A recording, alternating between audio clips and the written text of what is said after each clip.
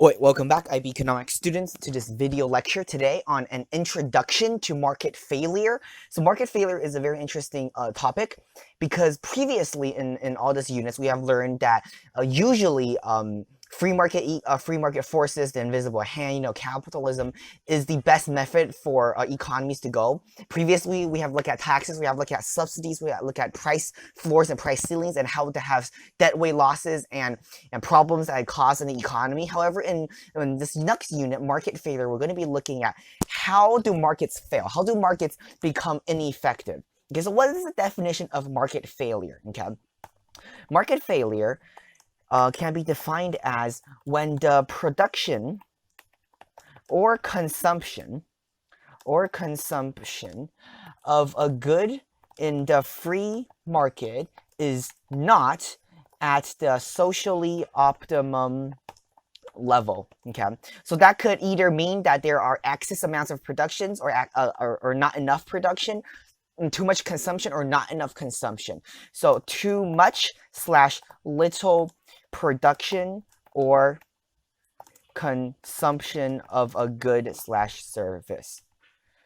Okay, so market failure exists when there are non-optimum, okay, or when the consumption and production of goods are not at the socially optimum level. That is when market failures exist, and that is when market failures occur.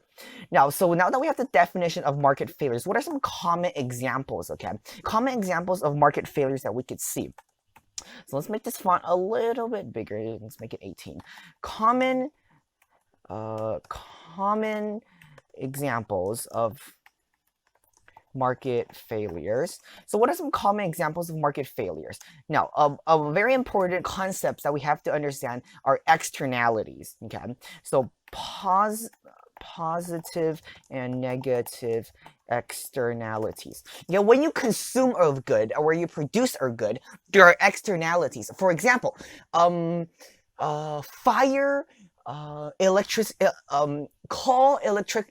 coal production plants. Okay, they burn coal to get electricity. Okay, the production of electricity with these electric plants have externalities. Smoke. Okay, smog is produced as a extra production, not intended to be sold. Okay, an extra production is smog. Okay, so that is a negative externality because it has negative effects to society. Furthermore, for example, cigarettes have negative externalities. Negative externalities of having cigarettes are, of course, health risks as well as secondhand smokes. What are other examples of negative externalities? Okay.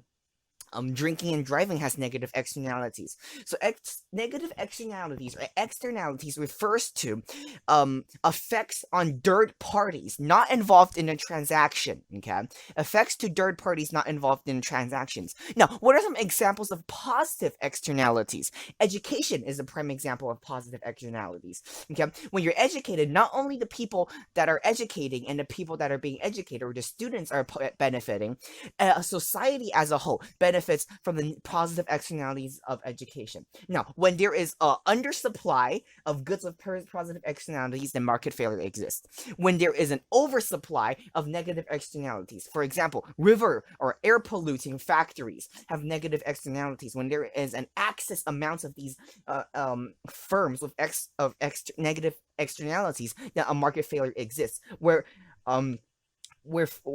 goods are not allocated as socially optimum quantities. Okay, so that is an example of market failure. Another example of market failure is merit and demerit goods. Now, what are some examples of demerit goods? Demerit goods are goods that have negative consequences on the consumers. So, for example, cigarettes. Cigarettes are demerit goods because they have negative consequences on those who use it. Now, what are merit goods? Merit goods such as education or healthcare. Healthcare are a merit good because it has a positive effect on the people using it. Now, undersupply of merit goods, such as hospitals, such as education, is a market failure. oversupply of demerit goods such as drugs, oversupply of demerit goods such as alcohol, or oversupply of merit goods such as cigarettes or tobacco products is of course another market failure. So therefore, governments usually need to set in. Okay, they need to set legal amounts on cigarettes you could buy. Maybe they'll impose taxes on cigarettes. Maybe they'll impose taxes on alcohol. And for merit goods such as hospitals, maybe governments will subsidize hospitals in order to increase the production or increase the existence of hospitals. Okay, public goods. Public goods are also a very important good. We'll be going into more depth of these in future videos, but we're just going to be looking over generally what these are. So the lack of public goods are also another example of market failure. Okay, so damages on the environment, or tragedy of the commons. This is another example of a market failure where firms, for example, look at very polluted firms, okay, such as chemical plants or dye factories. They have very damaging on they have a huge damage on the environment. That of which, of course, is not a socially optimum level. Therefore, a market failure also exists when damages to the environment or damages to human health, or for example, the military-industrial complex, or weapons or of mass destruction of weapons are built. That is when damages to environments or damages to third parties not involved. Okay, these are all negative externalities exist.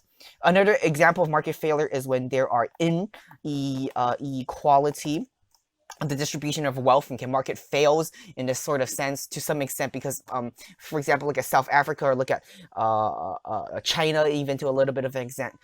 Firms are not at socially optimum quantities when inequality occurs. Monopolies also could be seen to some extent as market failures when perhaps they price gouge and charge way too much amount in order in the sake of profit. So these are all prime examples of market failure, and in the future videos we're going to be looking forward to how these market failures are dealt with, and how market failures could actually be addressed to some extent, and the different types of market failures. So I hope this video is helpful, and I hope to see you guys in the next one. Goodbye.